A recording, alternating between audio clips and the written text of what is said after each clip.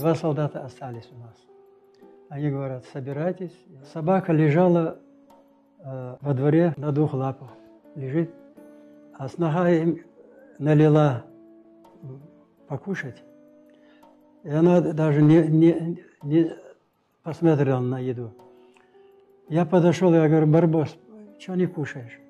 Она вот так подняла голову, глаза на меня, даже голову не подняла. Глаза подняла и зажмурил, и слезы полились собаки. А сейчас мне в глазах это темнится. Ну, я потом отошел и зашел на веранду.